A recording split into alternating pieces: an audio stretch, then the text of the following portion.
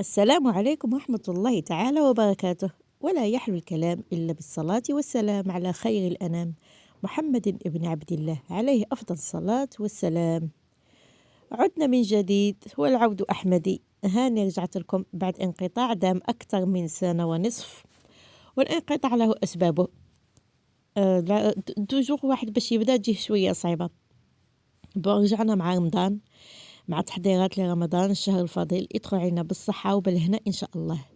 كما نعرفوا كما كل الناس تتجهز لرمضان دايما، معروفة باللي الشعب الجزائري، احنا نساء الجزائريات نحبوا ناكلوا في رمضان، نبغوا نوجدوا رمضان ويدخل علينا وحنا موجدين شحال من حاجة وما نبغوش يدخل ويصيبنا يدينا فارغين.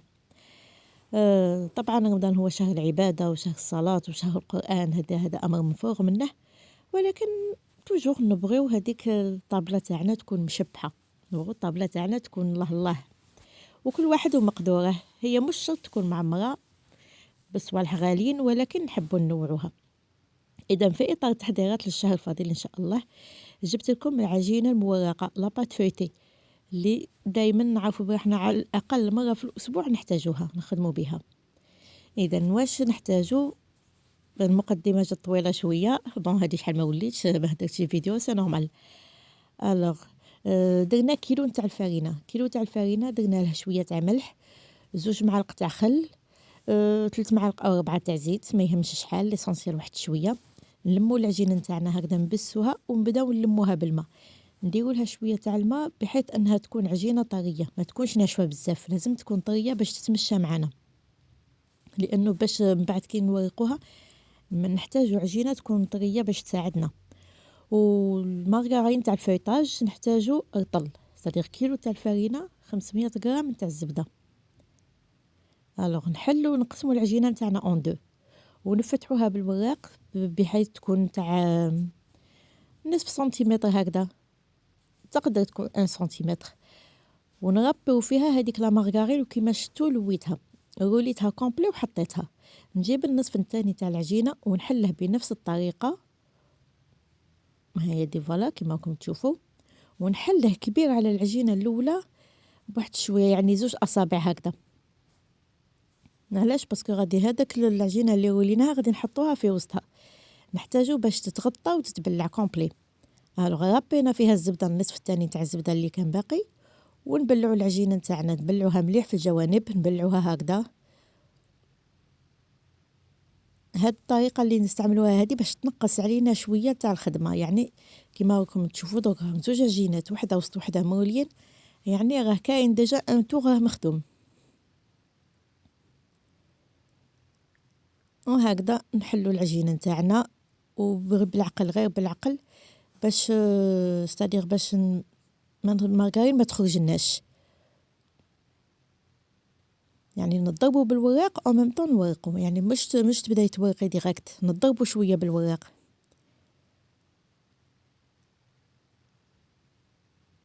وهاد العجينه نخدموها ما نخلوهاش ترتاح، كيما نعرفوا لا بات فيتي كلاسيك نخدموها نديرو 3 تور، يعني بريباري العجينه وديري لها لا مارغرين وتفتحيها الاولى وتحليها تخليها في الثلاجه تقعد 15 دقيقه.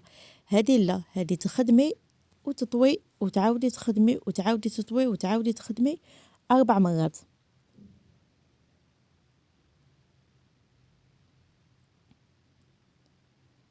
فوالا كيما راكم تشوفوا.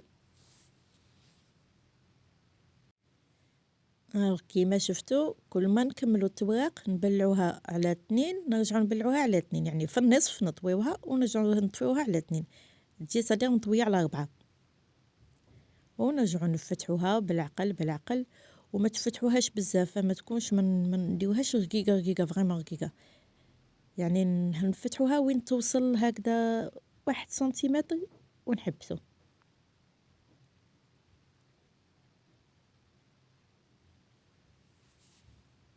ونكرروا هاد العملية 4 مرات. فوالا كيما راكم تشوفوا نطوي في المنتصف، نخلي البلاص باش كي نطويها، يعني ما بين الطيه والطيه نخلي الفتحه بيناتهم باش كي نطوي ما ترجعش هذاك اللي طويته يعاود يدير لي واحد اخر بلي واحد اخر.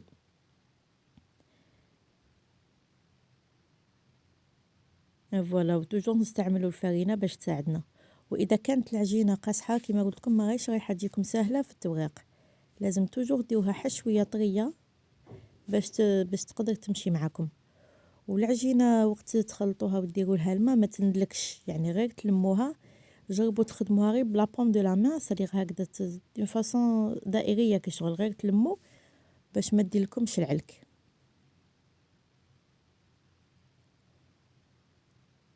وكنت غير نكمل التوراق نطوي نرجع ندورها نعاود نخدمها، غير نكمل نطوي نرجع ندور نعاود نخدم حتى كملت 4 مرات.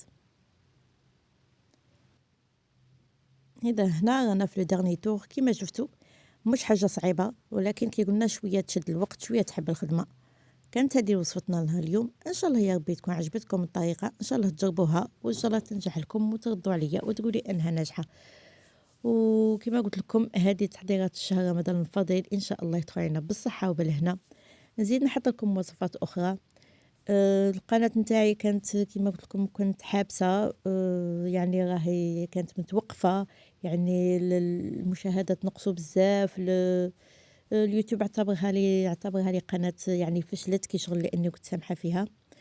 وانا علاش سمحت باسكو الحمد لله على نعمه، ربي رزقني بنت، يعني كنت مقابله بنتي ما كنتش قادره نخلط ما بين هذا وهذا. صديق لاشين تبغي المقابله، يعني الوصفات والتصوير يبغي خدمه كبيره.